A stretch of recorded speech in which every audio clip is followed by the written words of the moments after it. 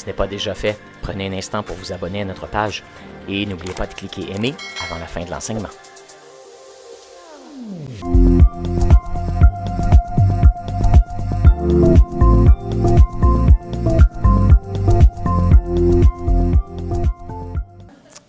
Aujourd'hui, je vais commencer avec cette histoire d'une jeune femme du nom de Florence Chadwick.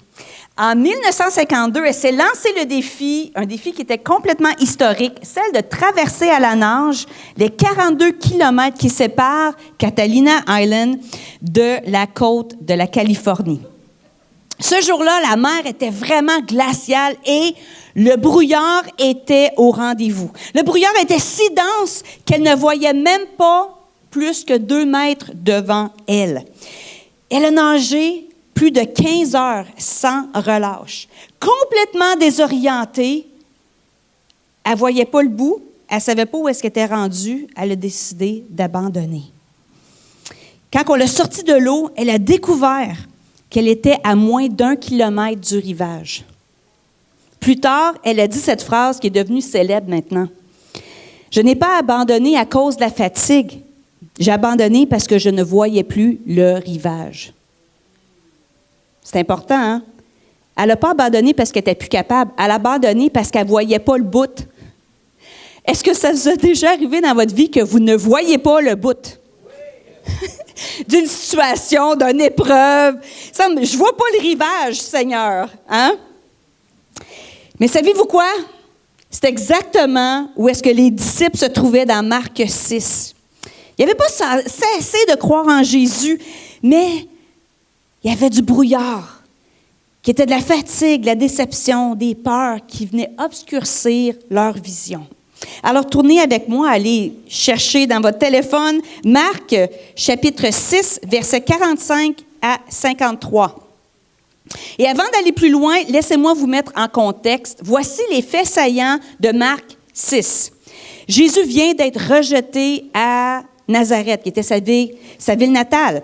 Un rappel brutal que même les siens refusaient de croire en lui. Tu parles d'un let-down, hein? Puis, il envoie les 12 en mission 2 par 2, leur donnant l'autorité de prêcher, de guérir, de chasser les démons. Wouhou! C'est excitant! Ils reviennent remplis d'enthousiasme et de témoignages, comme après d'un voyage missionnaire, mais ils étaient aussi épuisés. Au même moment, ils apprennent la mort de Jean-Baptiste, un coup dur pour leur foi. Jésus invite les disciples fatigués et confus à se retirer afin de vivre leur deuil et pour se reposer. Mais la foule les rattrape, affamés de vérité. Jésus, le grand rabbin, le grand enseignement, le grand enseignant a commencé à leur enseigner sur le royaume de Dieu. Et les disciples, tant qu'à eux, sont fatigués physiquement et émotionnellement. C'est pour ça qu'ils disaient, « OK, Jésus, il s'en vient tard, renvoie donc la foule chez eux qui aille manger. » Mais Jésus avait d'autres plans. Ému de compassion, il nourrit plus de 5000 hommes, qui étaient près de 20 000 individus si on compte les femmes et les enfants. Seulement à partir de 5 pains et de 2 poissons. Wow! Voyez là, Jésus se fait rejeter.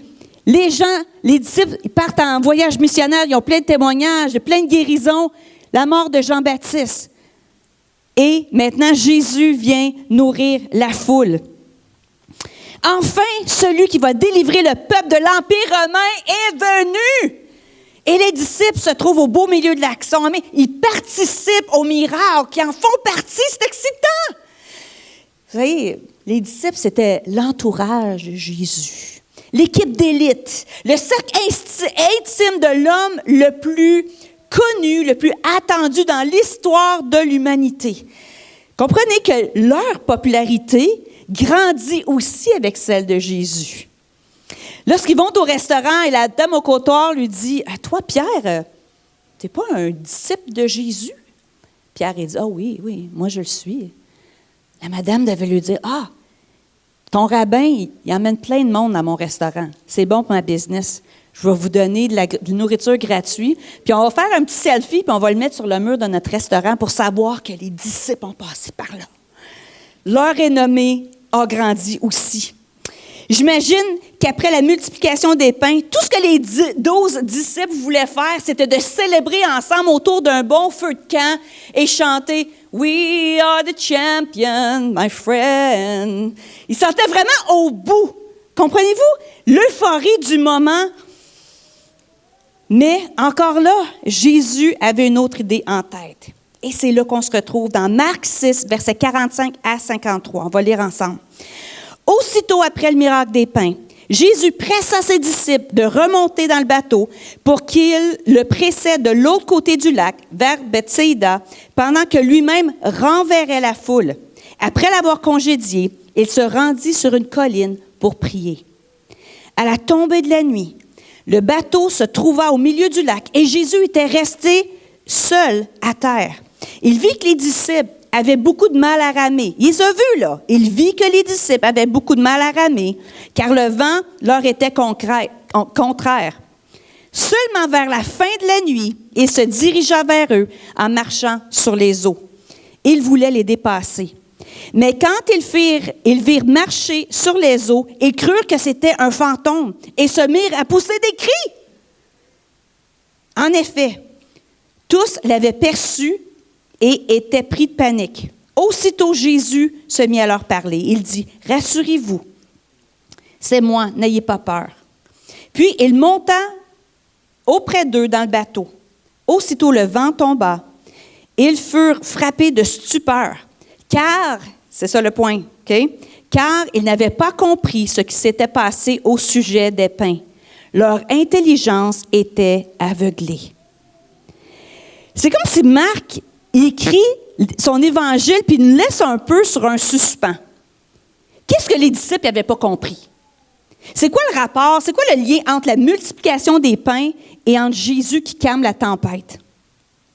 On va étudier ce petit bout de texte ensemble. Premièrement, ça dit « Ils furent frappés de stupeur ». Le texte décrit une réaction. Stupeur veut dire une réaction de choc absolu, comme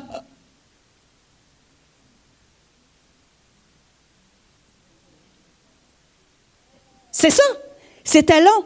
Il était tellement stupéfait, surpris, figé sur place, complètement bouleversé. Non pas par la tempête, mais par la manière dont Jésus a choisi de se révéler. Ils ne savaient plus comment classer Jésus. Ça ne fitait plus dans leurs paramètres. C'est-tu un prophète? C'est un esprit? C'est un messie? C'est un homme? C'est qui Jésus? Il ne fit pas dans ma boîte. La stupeur révèle une tension. Ce qu'ils voient contredit ce qu'ils croient savoir de Jésus. Ce qu'ils voient devant eux ne fit pas dans la boîte de ce qu'ils ont cru de Jésus. Leur compréhension de Dieu est trop petite pour contenir ce qu'ils viennent de vivre.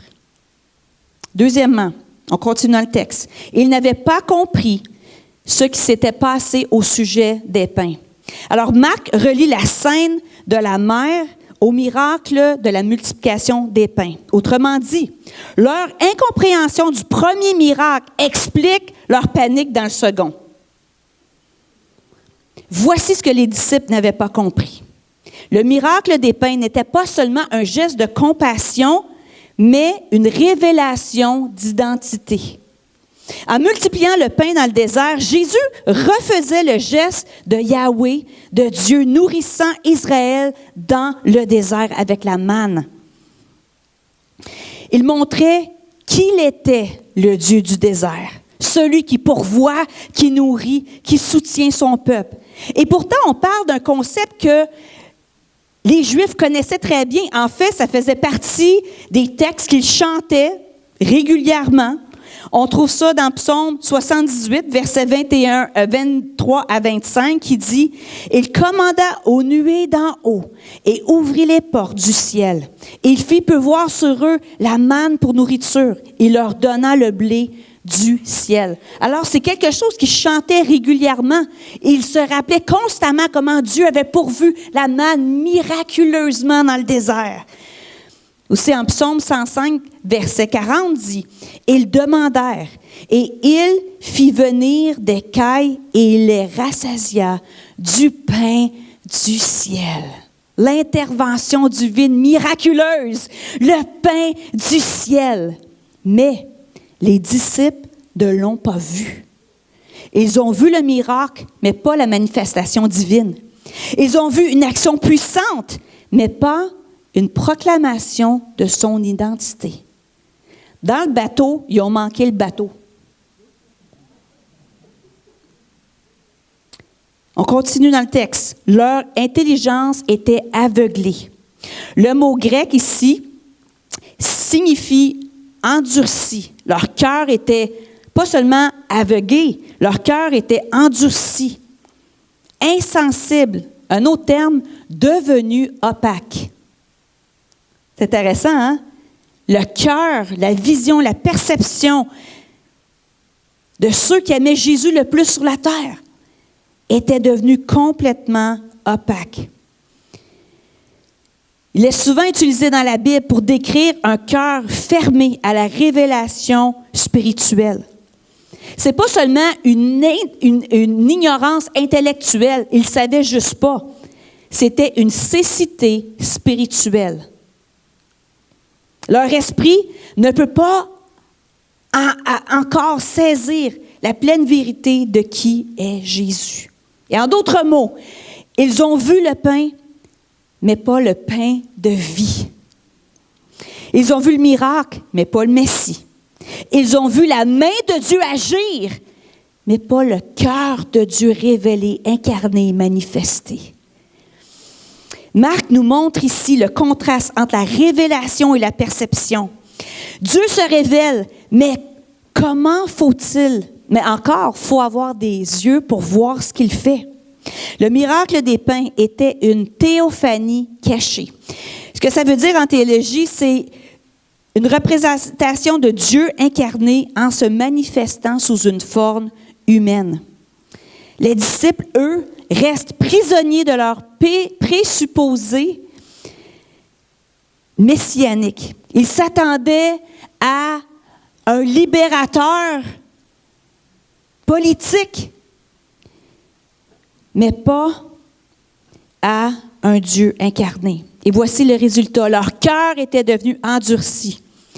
Et ici, Marc fait un parallèle avec le cœur endurci de Pharaon. Dieu avait endurci le cœur de Pharaon. Dans ce contexte-là, ce n'est pas Dieu qui a endurci le cœur des disciples, mais le cœur des disciples. Écoutez, ils revenaient d'un voyage missionnaire, chassés de toutes les manifestations. Wouh! Mais ils n'ont pas vu l'essentiel. Ils ont cherché les signes, les expériences, l'impact, mais ils ont manqué qui était Jésus. Leur cœur était blasé.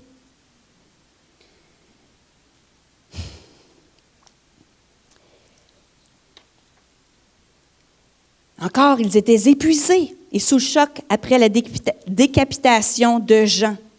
C'était leur ami. Ils avaient vécu des grands hauts, comme des grands miracles et des victoires extraordinaires et aussi de grandes vallées.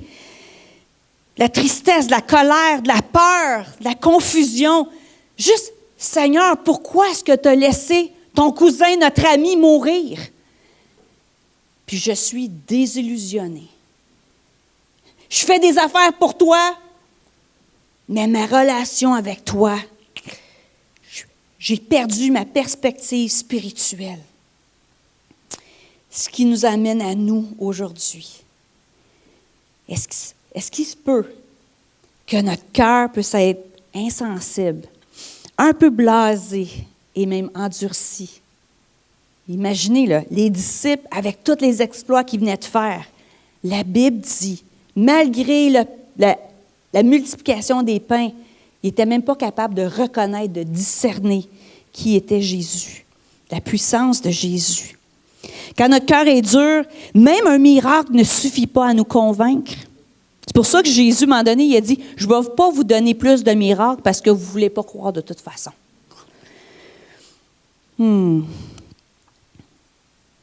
Et ce que Dieu vient nous révéler, parfois devient incompréhensible.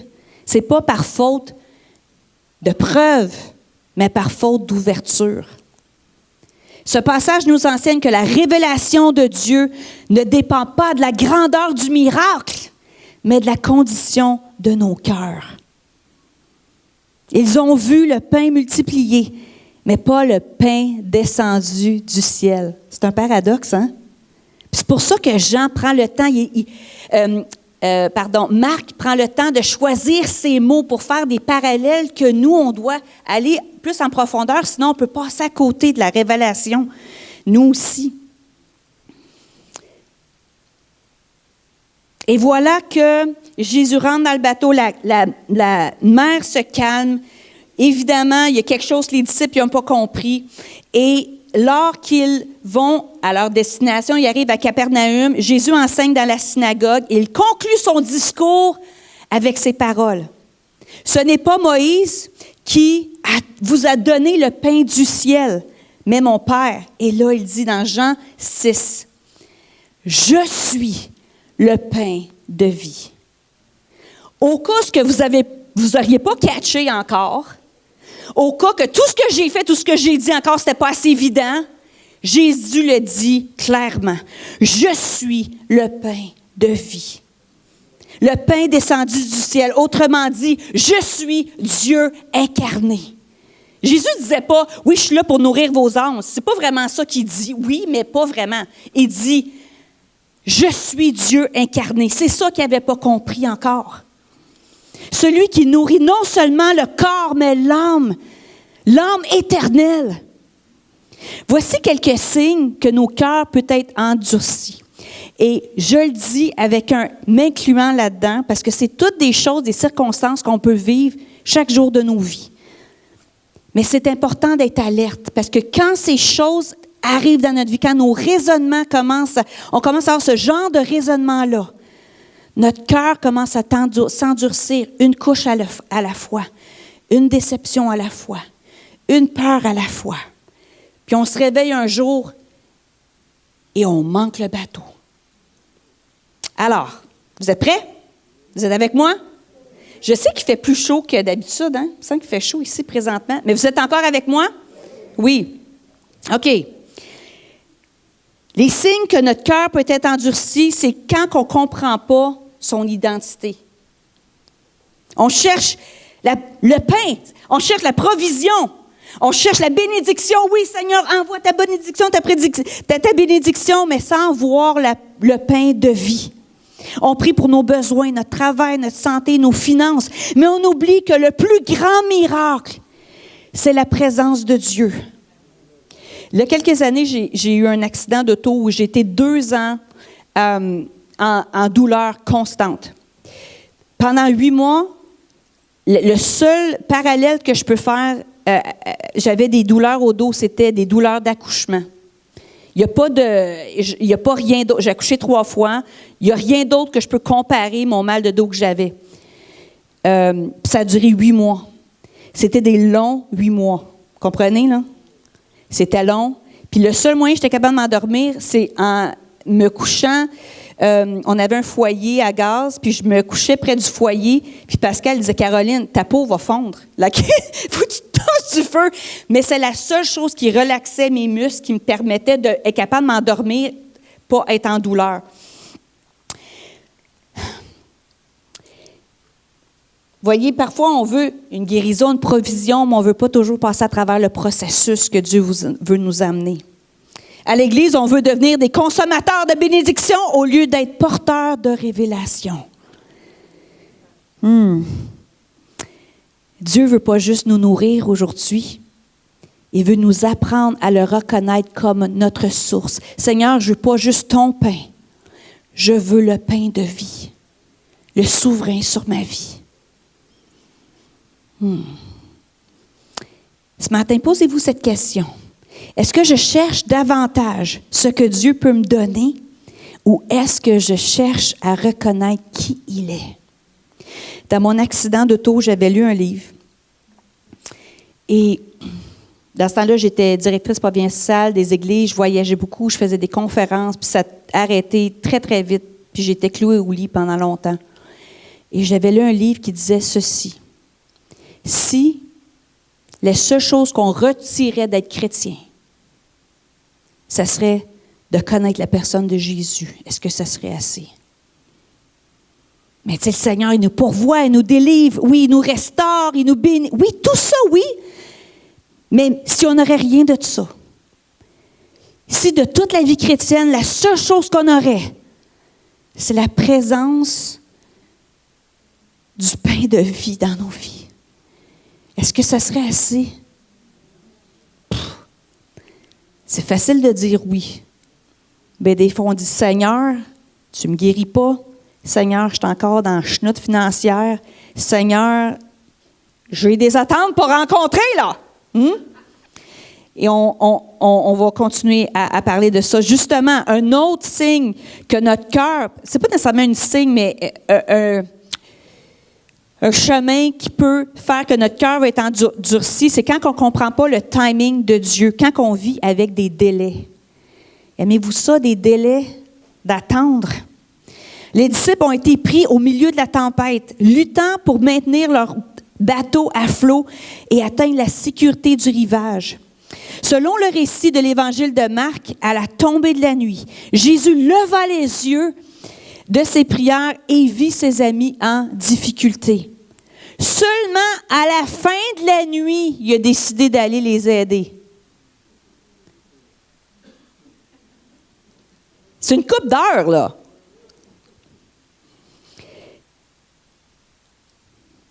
Est-ce que vous avez déjà dit, Seigneur, tu ne vois pas que je suis en train de couler? Seigneur, ton timing est parfait, mais moi, je n'ai pas d'argent pour payer mon loyer. Ton timing ne fit pas dans mon timing. Est-ce que vous avez déjà... Levez la main si vous êtes déjà senti comme ça. Le timing de Dieu, oui, il y a 3 honnêtes personnes, oui, ici, oui. Le timing de Dieu. Puis des fois, les délais peuvent endurcir nos cœurs. Parce qu'on se dit, j'ai-tu juste mal entendu? Je suis juste pas capable d'entendre la vie. Des fois, on met ça sur nous. C'est moi qui n'ai pas assez bonne, c'est moi qui n'ai pas compris, c'est moi qui n'ai pas assez. Ou des fois, on met ça sur Dieu. Coudon, tu fais pas ta job? Moi, j'ai fait ma job, tu fais pas la tienne? Souvent, ce n'est pas des choses qu'on va dire, mais c'est dans le ressenti. Alors, parfois, notre cœur peut s'endurcir quand on ne comprend pas le timing de Dieu. Troisièmement, notre cœur peut s'endurcir quand on ne comprend pas les méthodes de Dieu. Vers la fin de la nuit, le passage dit, vers la fin de la nuit, il se dirigea vers eux en marchant sur le lac. Il voulait les dépasser. Mais c'est quoi le rapport? Non, mais tu sais, tu es dans la tempête, tu penses que tu vas mourir, et Jésus vient à côté de toi et il te dépasse. Il n'est pas venu vers eux. Il allait les dépasser. Parce qu'eux croyaient voir un fantôme. C'est vraiment étrange. Vous arrêtez-il de ne pas comprendre qu'est-ce que Dieu est en train de faire puis comment il est en train de le faire? Vous savez que Dieu est à l'œuvre, mais Seigneur, selon les mathématiques de Dieu, 2 plus 2 égale 98. Puis moi, je t'habitais 2 plus 2 égale 4. Les promesses de Dieu, je déclare 2 plus 2 égale 4, oui. Mais dans les mathématiques de Dieu, il y a une équation plus grande que nous. Puis quand on ne comprend pas, ça peut adoucir nos cœurs. Puis ça se fait une couche à la fois. Parfois, quand Dieu n'agit pas dans notre timing, dans nos plans à nous, quand il y a des délais, quand ce n'est pas la méthode qu'on voudrait, on croit qu'il est absent. Mais dans le fond, il est juste en train d'approcher vers nous avec une autre forme. Dieu vient souvent sous une autre forme et d'une manière qu'on ne reconnaît pas tout de suite.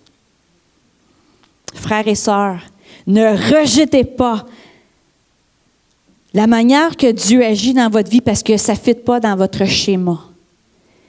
Ça ne fit pas dans la boîte. Ça ne fit pas dans votre ligne du temps. Ça ne fit pas dans vos projets. La vie chrétienne, c'est un grand laisser-aller de foi. Amen. Et dernièrement, notre cœur peut s'endurcir quand nos attentes ne sont pas rencontrées. Souvent, notre cœur ne s'endurcit pas du jour au lendemain, mais à force de déception qu'on garde en soi. Une prière sans réponse, un rêve qui n'aboutit pas, une promesse non tenue, des attentes non rencontrées. Et tranquillement, on ne s'attend plus à rien. Le feu s'éteint, le cœur se ferme et la foi se fige. On continue à chanter, à servir, à écouter même, mais notre cœur, vraiment, ne s'attend plus à rien. Voici ce qui se passe. Chaque déception non guérie devient une couche de ciment autour du cœur. Ce qu'on ne remet pas à Dieu finit toujours par nous éloigner de lui. Vous comprenez que je m'associe après 3 ans de dégâts cachés dans notre maison. C'est quand ça fait 3 ans, là, ça va faire 3 ans. On a hâte que ça finisse. On est presque à la fin, mais avec les délais. Les délais, c'est 1 mois, 2 mois, 3 mois, 4 mois, 6 mois, 7 mois. Ouais, c'est long. C'est long. Quelle déception passée a commencé à endurcir votre cœur ce matin, sans même que vous vous rendiez compte?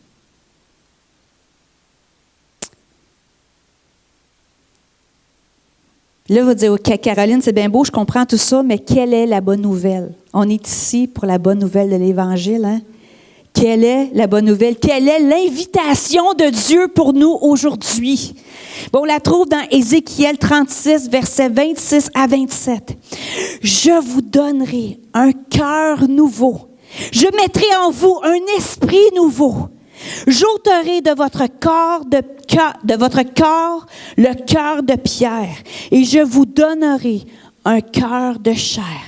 Je mettrai mon esprit en vous. » Le cœur de pierre représente un cœur qui est endurci, insensible à la voix de Dieu.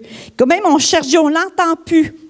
On peut devenir blasé, désillusionné, blessé et incrédule. Le cœur de chair symbolise un cœur qui est vivant, qui est malléable, qui est sensible, capable d'aimer, capable d'écouter, capable d'obéir. Je mettrai mon esprit, pas devant vous, pas à côté de vous, en vous.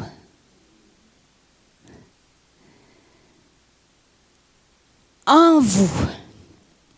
J'inviterai les musiciens à venir s'avancer. Dieu ne change pas notre cœur par la force, mais par son Saint-Esprit. C'est l'œuvre de la nouvelle naissance. C'est l'œuvre du renouvellement de l'intelligence, de l'esprit et du cœur. Le moment où le Saint-Esprit vient habiter à l'intérieur de nous. Le moment où on vient devant Dieu avec toutes nos déceptions. On dit, Seigneur, évidemment, il y a des choses que je ne comprends pas. Je ne vois pas où est-ce que tu es souverain. Je ne comprends pas ton timing. Je ne comprends pas ta manière de faire. Et ça me déçoit. C'est ça l'invitation. C'est d'aller devant Dieu, pas en faisant semblant, mais dire, Seigneur, crée en moi un cœur pur. Renouvelle en moi un esprit bien disposé. Quand le Saint-Esprit agit, ce qui te laissait indifférent, soudainement te touche à nouveau. Ce que tu tolérais, maintenant te dérange. Ce que tu faisais par obligation, tu le fais maintenant par désir. Ce n'est pas une réforme extérieure, mais c'est une transformation intérieure. Votre tempête peut devenir votre laboratoire. Je vais le dire. Votre tempête peut devenir votre laboratoire. Jésus utilise la tempête pour enseigner. Et si nos épreuves étaient nos salles de classe spirituelle. Ah! On a-tu hâte que la cloche sonne, qu'on sort de la classe pour la récréation? Mais l'affaire, c'est que si on n'apprend pas les leçons, on manque le bateau. Les disciples étaient apeurés parce qu'ils n'avaient pas compris le miracle du pain. Peut-être vous vivez des moments de confusion, vous vous sentez abandonné par Dieu parce que vous n'avez pas compris l'œuvre qu'il a déjà faite dans votre vie. Et vous avez besoin d'un renouvellement de l'intelligence, de votre perspective. Au lieu de crier « Seigneur, sors-moi d'ici », on pourrait dire « Seigneur, qu'est-ce que tu veux m'apprendre ici? » La réalité est que nous pouvons être un survivant de la tempête, mais Jésus nous appelle à être des étudiants de la tempête. C'est souvent dans la souffrance que Dieu travaille en nous le plus profondément. Le feu des épreuves ramollit ce que la routine endurcit. Je vais répéter ça. Le feu des épreuves ramollit ce que la routine endurcit. Ce matin, on va ouvrir l'autel pour la prière. Si vous avez besoin de prière, ça peut être une prière, Seigneur, je veux être alerte parce que je sais que ces choses-là se passent dans ma vie puis je veux pas que mon cœur soit endurci. Peut-être que vous dire, Seigneur, je pense pas que mon cœur est endurci, mais je comprends plus rien. Mais vous êtes en bonne compagnie. Les sacrifices agréables à Dieu, c'est un cœur et un esprit brisé. Un cœur brisé et contrit, ô Dieu, tu ne le dédaignes pas. On trouve ça dans le psaume 51, verset 19. Quand la douleur te conduit à dépendre de lui plutôt qu'à t'isoler, le brisement devient un instrument de résurrection. Un instrument de résurrection. Jérémie 23, verset 29 dit « Ma parole n'est-elle pas comme un feu, dit l'Éternel, et comme un marteau qui brise le roc? » Peu importe que ton cœur, comment ton cœur s'est endurci, si tu dis, ça, mon cœur n'est pas endurci, mais je vis quand même ces choses-là, que ce soit de la fatigue, les délais, des déceptions, ou simplement, Seigneur, je ne comprends pas ce que tu fais dans ma vie présentement. Tu crois encore, mais il y a des choses que tu espérais avant que tu n'espères plus vraiment. Aujourd'hui, le Saint-Esprit t'invite à déposer ton cœur devant lui. Dieu ne veut pas seulement calmer la tempête autour de toi, mais il veut apaiser la tempête à l'intérieur de toi. Il dit, « Je t'enlèverai ton cœur de pierre et je vais te donner un cœur de chair. » Si tu veux retrouver un cœur d'enfant, un cœur sensible, vibrant à nouveau, je vous invite à vous approcher ce matin. Je vous invite à vous lever. Premièrement,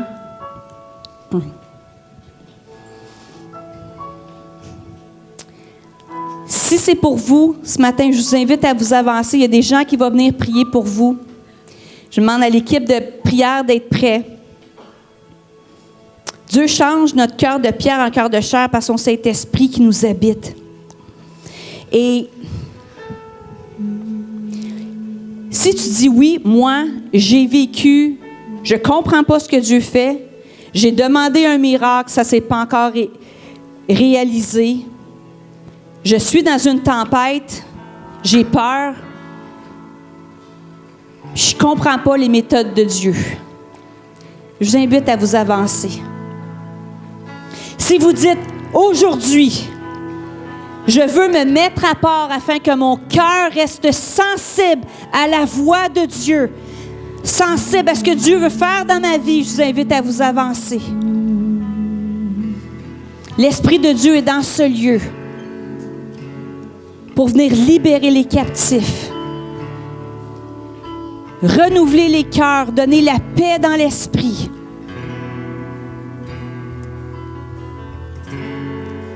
Pour ceux qui font partie de la prière, je vous invite à vous avancer. Commencez à prier pour les gens. Et ceux qui prient, prenez le temps de demander à la personne précisément quelle est sa requête de prière. Des fois, là, c'est comme si on a un tuyau puis il y a juste un bouchon dans le tuyau. On a besoin du drainage spirituel. Amen. Alors, Saint-Esprit, dans ce lieu, on te remercie de venir aligner, transformer les cœurs, devenir un cœur rempli d'espérance. Seigneur, peut-être que le feu qu'on avait sur nous a été réduit. Seigneur, viens embrasser nos cœurs.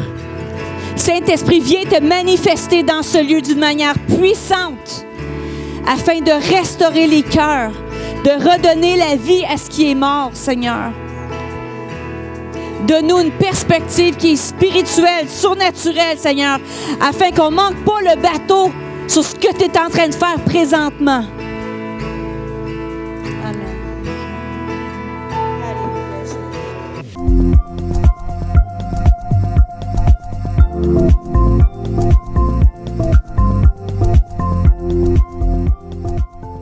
Si ce n'est pas déjà fait, prenez un instant pour vous abonner à notre page et n'oubliez pas de cliquer aimer avant la fin de l'enseignement. Si vous avez besoin de prière ou d'accompagnement spirituel, n'hésitez pas à communiquer avec nous à l'adresse courriel suivante: sos@lecarrefour.org.